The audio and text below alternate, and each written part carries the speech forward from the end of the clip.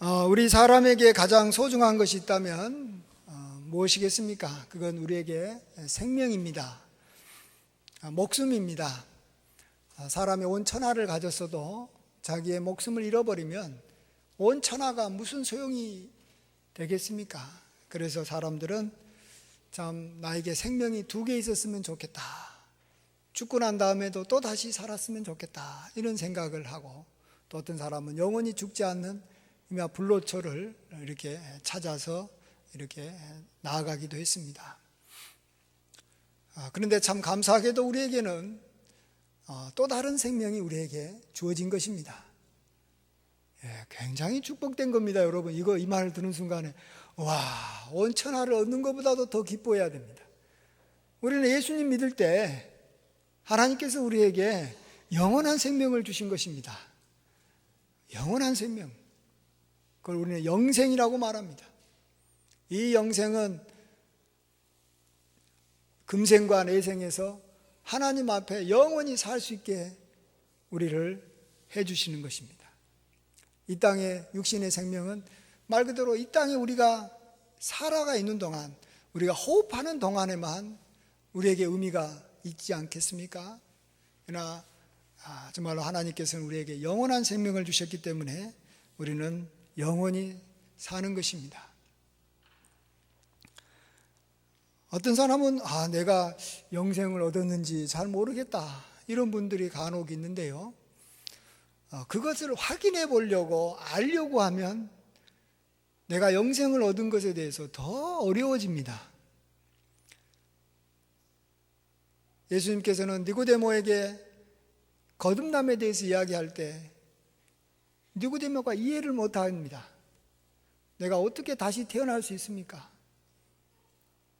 예수님께서 말씀하시기를, 사람이 거듭나는 것은 정말로 이 바람이 임의로 불매 어디서 와서 어디로 가는지 모르는 것처럼 성령으로 거듭난 사람도 이와 같다, 이렇게 말씀하셨습니다. 그래서 성경에서는 우리에게 생명을 줄 때 이 하나님의 그 호흡으로, 숨으로 우리에게 주십니다. 후 하면서 불어주시고, 코로 불어주시고, 예수님께서 숨을 쉬시며 성령을 받아라. 이것은 눈에 보이는 게 아닌 것입니다. 바람은 보이는 게 아닌 것입니다. 우리가 예수님을 믿었을 때 우리에게 주어진 영생은 우리가 확인해 볼 수 있는 것이 아니라는 것입니다. 마치 이것은 아이가 태어났을 때 사람이 되는 것입니까? 언제 사람이 생명을 얻었다라고 말할 수 있습니까? 육신의 생명을 언제 얻었다고 말할 수 있는 것입니까? 그건 아무도 모릅니다. 사실은 모릅니다. 많은 사람들은 태어나서 아이가 응애 하고 소리 지를 때 생명을 얻었다고 말하지만 사실은 그게 아닙니다. 어머니 뱃속에 있었을 때부터 이미 이 태아는 생명이 있는 것입니다. 살아있는 것입니다. 그러면 태아가 언제부터 사람이라고 말할 수 있습니까? 생명을 가진 사람이라고 말할 수 있습니까? 임신 2개월째 사람입니까? 3개월째 사람입니까? 5개월째 사람입니까? 헷갈립니다. 모릅니다. 그리고 또 어머니조차도 자기가 잉태했는지 안 했는지도 모릅니다. 요즘에야 되니까 어떤 기구를 통해서 알기도 하고 이렇게 이 초음파로 검사가 되지만 옛날에는 더더욱도 몰랐습니다. 배가 불러서 이렇게 좀 이제 하고 여기만 헛구역질하면 아이고 내 뱃속에 아이가 생겼네, 생명이 생겼네, 그때 아는 것입니다. 모르는 것입니다. 물론 나중에 시간이 지나면 이 아이가 이렇게 배가 부르고 또 아이가 또 태어날 것이고 이런 것을 통해서 확인이 되겠지만 정확한 날짜는 모르는 것입니다. 마찬가지로 우리도 하나님 앞에서 영원한 생명을 가진 것은 그 날짜를 모르는 것입니다. 다만 우리가 이제 하나님을 아버지라고 고백하고 교회에 나와서 예배를 드리고 또 예수님을 나의 구주라고 고백하는 것을 보면 확실하게 나중에 여러 가지 증거들을 통해서 확인해 가는 것이지, 우리가 언제 정말로 우리가 구원받았는지, 언제 영원한 생명이 주어졌는지, 어떤 구원파는 그 날짜를 이야기하라 그런 것은 정말로 그건 말도 안 되는 소리입니다. 어떤 사람은 뭐 방언을 했을 때 그때 구원받았을 것이고, 어떤 사람은 뭔가 몸이 뜨거워졌을 때 그런 거, 어떤 사람은 뭐 할 때 내가 예수님을 믿습니다라고 고백할 때 구원받았다고 말하는데, 그거 아닌 것입니다. 그런 건 아닌 것입니다. 모르는 것입니다. 그러나 중요한 것은 나에게 영원한 생명이 주어졌다라는 것이 중요한 겁니다. 영원한 생명이 주어졌다라는 것이요. 영원한 생명을 가진 자는 참 영원한 생명을 갖지 못하고 육신의 생명만 가진 자하고는 여러 가지 면에서 차이가 많이 납니다. 먼저 그들이 먹는 이 음식의 차이가 납니다. 육신의 생명을 가진 자는 말 그대로 이 음식만, 우리가 말해서 이렇게 먹을 거, 이걸로 살아갑니다. 그러나 영원한 생명을 가진 자는 하나님의 말씀을 가지고 살아갑니다. 하나님의 말씀을 먹고 살아간다는 말은 뭡니까? 하나님의 말씀에 따라 순종하며 살아가면 하나님께서 그 사람을 먹여주고 입혀준다는 것입니다. 예수님께서도 우리가 알지 못하는 그러한 양식이 있다고 말씀하시면서 이렇게 말합니다. 예수께서 이르시되 나의 양식은 나의 보내신 이의 뜻을 행하며 그의 일을 온전히 이루는 이것이니라. 그래서 예수님은 하나님의 뜻을 이루고 또 하나님의 일을 온전히 이루니까 하나님께서 예수님을 먹여주고 입혀주고 부족함이 없게 해주시지 않습니까? 또 이뿐만 아니라 우리 육신의 생명을 가진 자는 소망이 없습니다. 왜 그런지 아십니까? 그들은 죽음에 대한 공포 가운데 평생 살아가기 때문에 그런 것입니다. 죽음이 오게 되면 모든 걸 잃게 됩니다. 죽음이 오는 순간에 자기는 패배자가 되는 것입니다. 이 세상에서 아무리 권세 있게 살고 아무리 잘 먹고 아무리 멋지게 살았어도 죽음 앞에서는 비참한 패배자인 것입니다. 사망의 진자인 것입니다. 그러나 우리는 그렇지 않습니다. 우리는 영원한 생명을 가졌기 때문에 사망을 이길 수가 있습니다. 사망에 대해서 담대하게 말합니다. 사망아, 누가 나를 이겼다고 말할 수 있느냐? 내가 너를 이겼다라는 것입니다. 왜 그렇습니까? 우리 같이 고린도전서 15장 51절에서 52절 말씀을 한번 읽어보겠습니다. 보라, 내가 너희에게 비밀을 말하노니 우리가 다 잠잘 것이 아니요 마지막 나팔의 순식간에 호련히 다 변화되리니 나팔 소리가 나매 죽은 자들이 썩지 아니할 것으로 다시 살고 우리도 변화되리라. 아멘. 예. 그래요. 우리는 다른 사람들처럼 죽습니다. 육신의 생명은 이 땅에서만 유효합니다. 그렇지만 마지막 나팔이 불면 우리는 다시 살아나는 것입니다. 승리자인 것입니다. 그래서 성경은 생명이 사망을 삼켜버린다 이렇게 말합니다. 우리는 예수님을 믿어 사망에서 생명으로 이미 옮겨진 자인 것입니다. 이걸 믿으시기 바랍니다. 우리가 그것을 누리고 있는 것입니다. 예수님께서는 친히 자신의 부활을 통해서도 알려주셨고 또 에녹이나 엘리야를 통해서 영원한 생명을 가진 자는 바로 하늘로 승천해서 하나님과 함께 영원히 이렇게 산다라는 것을 여러 모양으로 보여주신 것입니다.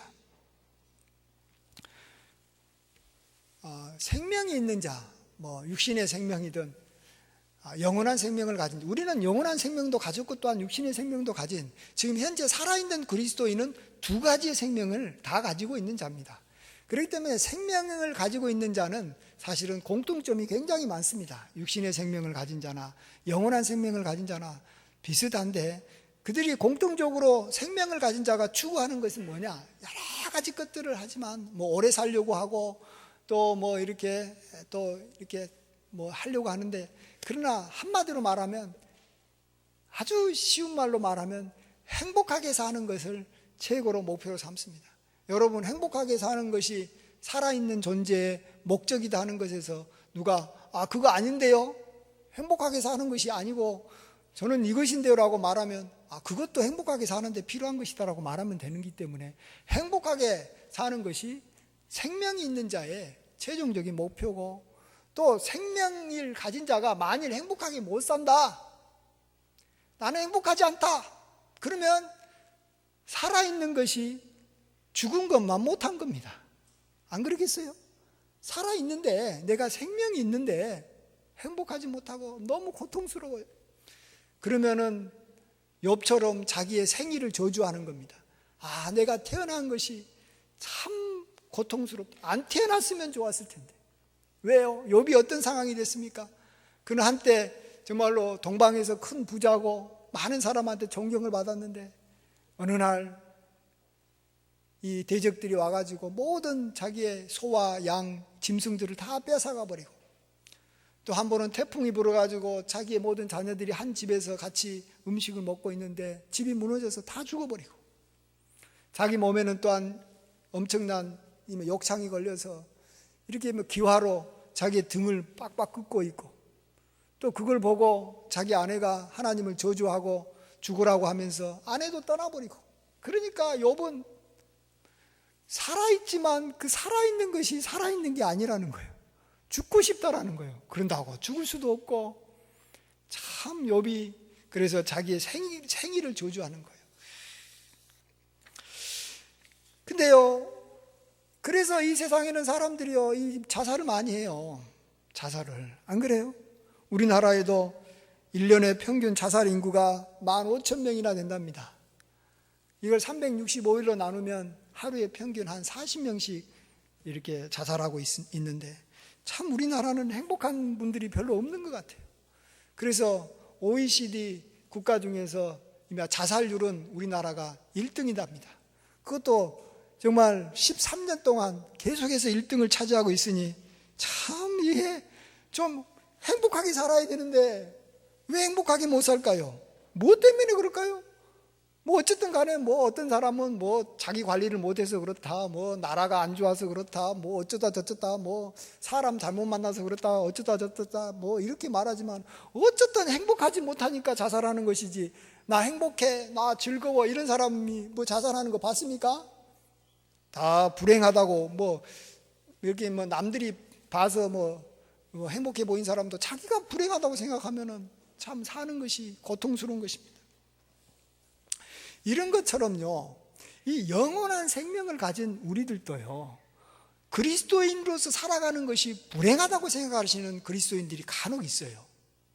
많지는 않지만, 야, 내가 예수님 믿고 그리스도인이 되니까 이것도 내 마음대로 못하고 저것도 마음대로 못하고 내가 나는 너무 자유가 없다, 불행하다, 나는 참 그리스도인으로서 참 힘들다, 이렇게 생각해가지고 이제 사람들 앞에서 자기 자신이 그리스도인이다라는 말을 안 해버리는 분들이 있어요. 그러다 보면 이제 교회 안 나오는 거예요. 왜? 교회를 나오면 자기가 그리스도인이라는 것이 드러나니까 그냥 나는 그리스도인으로서 살고 싶지 않다라는 거예요. 그냥 보통 세상 사람들처럼 사는 것이 좋겠다 생각해서 세상 사람들하고 똑같이 살아가는 그리스도인이 있습니다. 이런 사람들은 결국은 불행하기 때문에 그래요. 그리스도인으로서 살아가는 것이 불행하다고 생각하기 때문에 그렇게 살아가는 것입니다. 그리스도인으로서 살아가는 것이 행복하다, 나는 참으로 교회 나와서 예배 드리는 것이 참 좋다, 나는 참 하나님 믿는 것이 참 좋다, 이런 사람이 자기가 뭐 그리스도인이라는 것을 숨기면서 살겠습니까? 참 주변에 보면은 간혹 함께 신앙생활을 했다가 이렇게 교회를 떠난 분들을 보면 참 안타까운 것입니다. 그런다고 해서요, 그들이 뭐 영원한 생명을 잃어버리는 것은 아닙니다. 말 그대로 자기가 갖고 있는 생명은 영원한 거예요. 육신의 생명은 자기의 몸으로 이렇게 자살하면 육신의 생명은 끊어지지만요, 영원한 생명은 자기가 끊겠다고 해서 끊어지는 것도 아니고요, 또 영원한 생명은 하나님께서 한번 주시면 그 누구도 빼앗을 수가 없습니다. 우리 함께 우리 요한복음 우리 10장 28절 29절 한번 읽어볼까요? 시작. 내가 그들에게 영생을 주노니 영원히 멸망하지 아니할 것이요 또 그들을 내 손에서 빼앗을 자가 없느니라. 그들을 주신 내 아버지는 만물보다 크심에 아무도 아버지 손에서 빼앗을 수 없느니라. 예수님 믿어서 영생을 얻고 교회 생활하다가 교회 안 다닌 사람, 그에게 생명이 없느냐? 아닙니다. 생명은 있습니다. 영원한 생명입니다. 누구도 못 뺏었습니다. 다만 그들은 행복한 그리스도인이 아니라는 것입니다. 그러면 이 땅에서 행복한 그리스도인이 아닌 사람으로 살았던 사람이 천국 가면은 행복한 천국 시민으로 살 수 있을까요? 못 살까요? 여러분, 천국만 가면 다 행복한지 아는데요, 행복이라는 것을 우리가 정의를 잘 내려야 됩니다. 환경이 좋다고 해서 행복한 것만은 아닙니다. 물론 행복한 것에 환경이 굉장히 중요한 가치가 있지만, 행복이라는 것은요, 행복이라는 게 여러분 뭘까요? 좀 주제가 좀 바뀌집니다만, 정말로 이 멋진 집에서 아름다운 아내와 함께 뭐 이렇게 부유하게 사는 것이 행복입니까? 그런 사람들 중에 행복한 사람도 있지만 행복하지 않은 사람이라고 말한 사람, 그런 사람들 중에서 자살한 사람들 많습니다. 그런 것들을 가지면 그 순간에는 굉장히 행복감을 느낍니다만 그 행복감이 오래 가지를 못합니다. 또 어떤 사람은 뭔가 일을 성취하면 행복하다고 생각합니다. 그렇죠, 성취하면 행복하죠. 그러나 일을 성취하기 전에는 어떡하고요? 그리고 일을 성취하고 난 다음에 한참 시간 걸리면 그 행복감은 또 사라지고, 행복한다고 말하지 않고 또다시 일의 노예가 돼가지고 어떤 삶의 어떤 방향에, 이 목표에, 어떤 자기의 가치관의 노예가 돼가지고 그것을 이루려고 무지무지 노력합니다. 왜? 사람은 다 행복해지고 싶으니까. 그런다고 행복합니까? 아니라는 거예요. 여러분, 행복이라는 게 뭔지 아세요? 행복이라는 것은요, 하나님과 사람에게 사랑받는 것입니다. 하나님과 사람에게 칭찬받는 사람이 되면 행복합니다. 칭찬받고 사랑받는 것 자체가 나에게 행복이 되기도 하고, 또 내가 칭찬받으면 그 사람으로부터 많은 상을 받습니다. 그 사람이 갖고 있는 좋은 것을 나에게 나누어주게 돼 있습니다. 내가 어떤 사람을 사랑한다고 생각합시다. 내가 어떤 사람을 정말로 칭찬해주고 싶은 사람이 있다고 합시다. 그러면 내가 알고 있는 좋은 것을 그에게 나눠줍니다. 좋은 정보가 있으면 나눠줍니다. 좋은 물건이 있으면 그에게 나눠주게 돼 있습니다. 그리고 자기가 죽을 때 내가 사랑하는 사람한테 모든 유산과 유업을 나눠주게 됩니다. 그래서 우리는 하나님과 사람에게 사랑만 받는다면, 하나님과 사람에게 칭찬만 받는다면 우리는 행복이 보장되는 것입니다. 자, 그런데요, 행복하기 굉장히 힘든 이유가 뭐겠습니까? 하나님과 사람에게 사랑받는 것이 굉장히 어렵다라는 것입니다. 일단 하나님은 내버려 두고 사람에게 사랑받는 거 쉬운지 아십니까? 남편이 아내에게 사랑받는 거 쉬운지 아십니까? 부모가 자녀에게 사랑받는 게 쉽습니까? 자녀가 부모에게 사랑받는 거 쉽습니까? 제자가 스승한테 사랑받는 거 쉽습니까? 사랑받으려고 머리 굴리고 꿰쓰고 이렇게 아부 떨다가 도리어 너 왜 나한테 이렇게 스토커처럼 하냐? 이래가지고 나름대로는 사랑받으려고 희생하고 많이 했는데도 불구하고 그 사람의 마음에 뭔가가 이렇게 안 맞아가지고 사랑 못 받을 수도 있고요. 나중에 사랑받다가도 나중에 또 다시 배신당할 수도 있는 겁니다. 그래서 우리가 행복하기 힘든 거예요. 나아가서 우리 하나님을 믿는, 하나님을 알고 있는 우리 성도들이 하나님 앞에 사랑받는 것이 쉬울 것 같습니까? 사람 앞에도 사랑받기 힘든 판에 어떻게 이 하늘이 땅보다 높고 하나님의 길이 사람의 길과 달라서 우리가 도저히 알 수 없는 하나님의 마음을 우리가 어떻게 알아서 하나님으로부터 사랑받을 수 있겠습니까? 쉬운 게 아닙니다.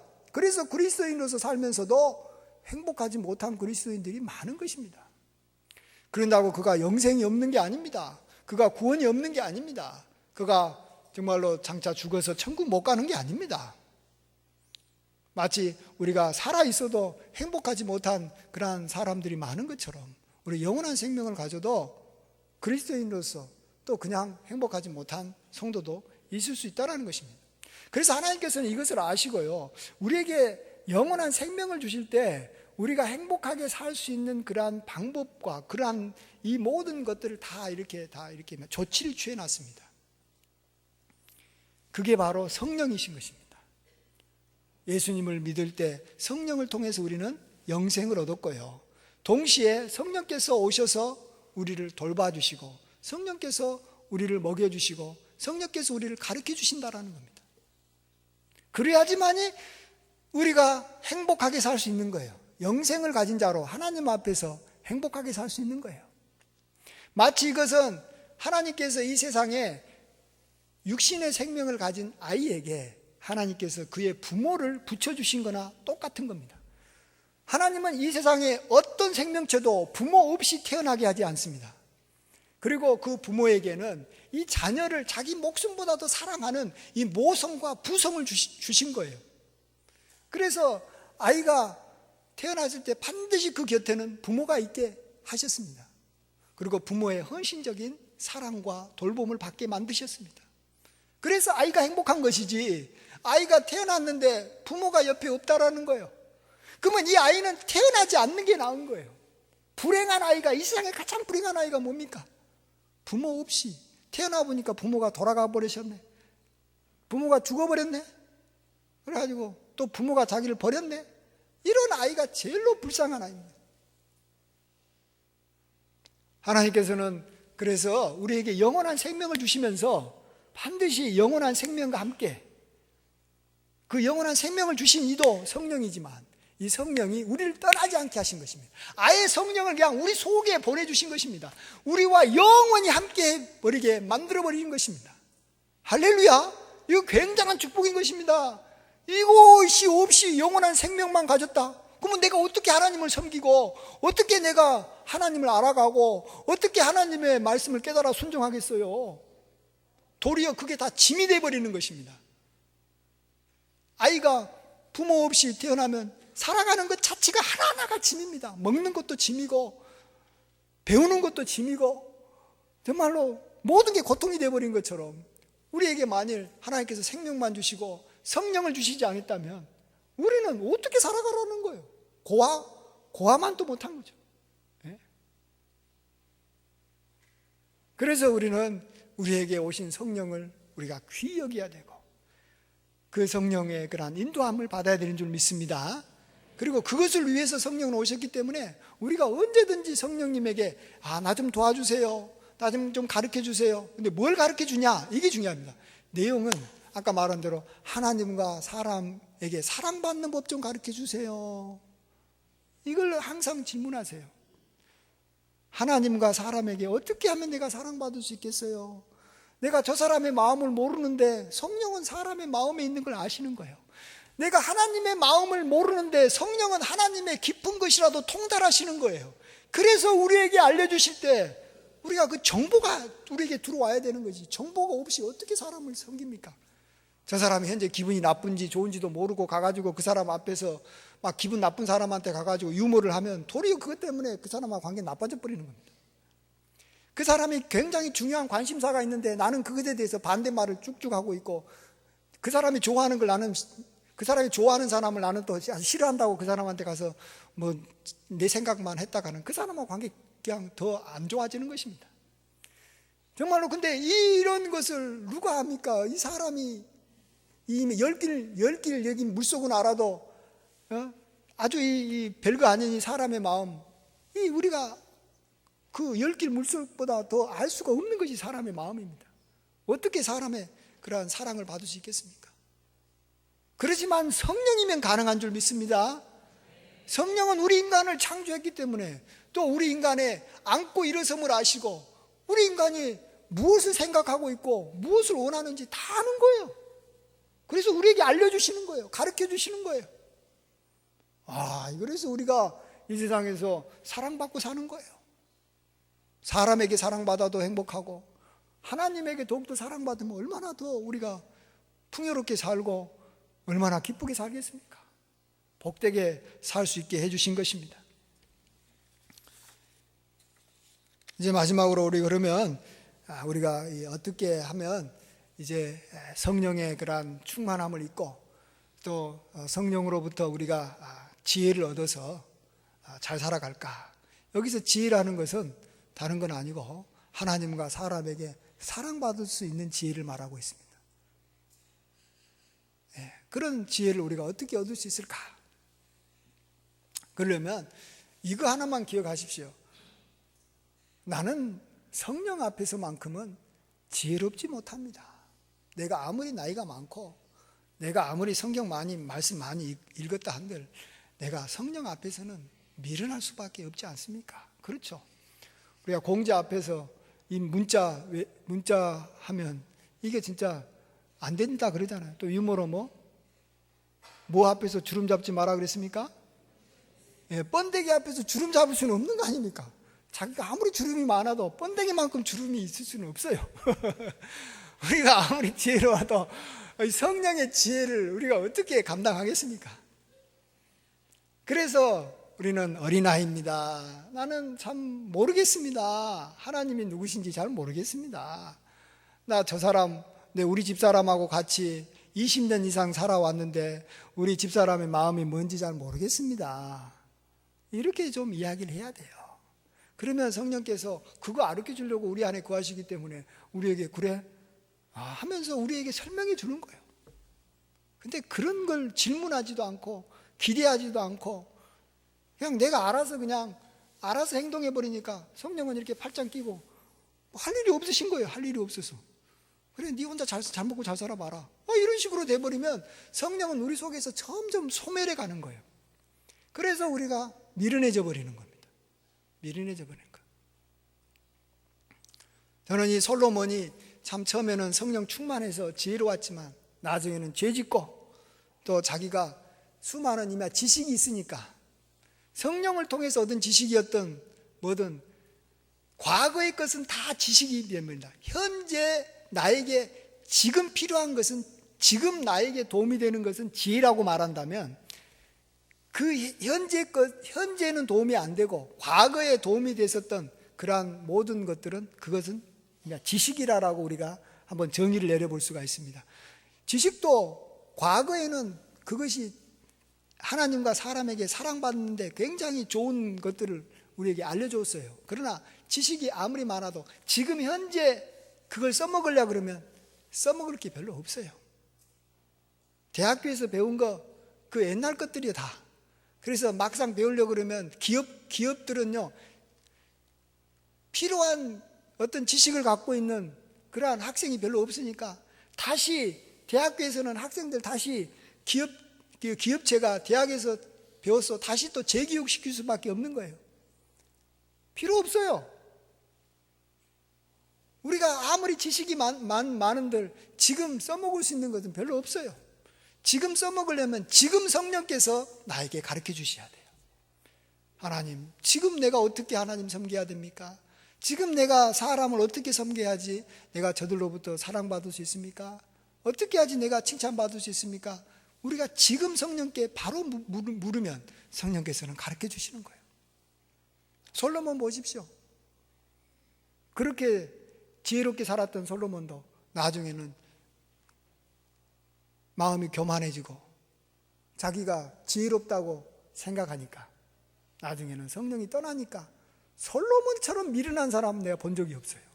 어떻게 우상에 가서 절하고 어떻게 이방 여인을 갖다가 결혼하고 가장 무서운 두 가지 죄, 우상 숭배하는 것과 아내를 정말로 이방인 중에 아내를 취해서 많이 자기 아내 말고 다른 사람 여자를 취하는 것, 이 두 가지 죄보다 더 큰 죄가 없는데 이 두 가지 가장 무서운 죄를 아무런 양심의 꺼리낌도 없이 아무런 생각도 없이 미련하게 행하고 있지 않습니까? 그래서 우리는 항상 성령 충만함이 필요한 겁니다. 지금 성령께서 나에게 지혜를 주시지 않으면 내가 지금까지 아무리 성령을 통해서 지혜를 많이 누려왔던들 지금은 미련한 자가 되는 거예요. 그래서 이렇게만 생각하십시오. 지식은 내가 소유할 수 있어요. 지식은 많이 배우고 많이 경험하면 내가 소유해가지고 이용해 먹을 수 있지만 뭐 별 의미도 없고 지식은. 그래도 어쨌든 지식은 내게 될 수 있지만 지혜는 내가 지혜를 가졌다라고 말할 수가 없는 것입니다. 왜요? 지혜는 지금 당장 필요한 것인데 지금 당장 필요한 그러한 지혜는 내가 알 수 없는 거예요. 삼성 이건희나 삼성의 놀라운 분들도 과거에는 삼성을 저렇게 부강하게 만들 수 있는 지혜가 있었는지 몰라도 지금 어떤 사건이 터지니까 완전히 바보가 됐잖아요. 어떻게 해야 될지를 몰라요. 현재 닥치는 문제는 풀 수 있는 길이 없어요. 그러니까 회사도 망하고 잘 안 되는 거예요. 그때 성령을 의지해야 되는 거예요. 그러면 성령이 그때 지혜를 주시는 거예요.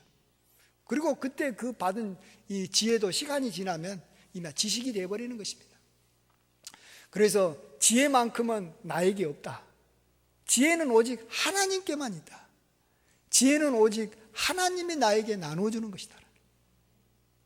우리가 다른 사람한테 가르칠 때는 그것은 지혜를 가르치는 건 아닙니다. 지금 당장 잘 써먹을 수 있는 게 아니라 과거에 써먹었던 이미 지식은 가르칠 수 있지만 지혜는 못 가르치는 겁니다.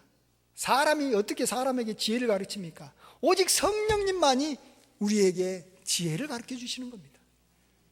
그래야지 우리가 현재 닥치는 많은 어려움과 많은 사람과의 관계들, 특별히 하나님을 섬기는 그런 면에서 우리가 잘 섬겨서 하나님 앞에 사랑받아서 하나님 앞에 많은 상을 받는 것이고, 그럴 때 행복한 것입니다. 지금 행복한 것이 중요한 것이지, 아니 과거에 행복했던 게 무슨 의미가 있습니까? 과거에 잘 먹고 잘 살았던 거 아무런 지금 행복감에 의미가 없는 겁니다. 지금 내가 행복하게 살아야 되는 것인데, 지금 행복하게 필요한 지혜를 오직 성령님께서 주신다라는 것입니다. 그래서 우리에게 영원한 생명을 주신 하나님께서는 바로 우리에게 바로 생명과 동시에 우리에게 성령을 보내주신 것입니다. 이 성령의 필요성을 우리가 항상 인식하고 살아야 됩니다. 마치 갓난아이가 어머니 없이는 나는 한순간도 살 수 없다라고 고백하듯이, 나는 이 성령의 도우심이 없으면 내가 한순간도 행복하게 살 수 없습니다.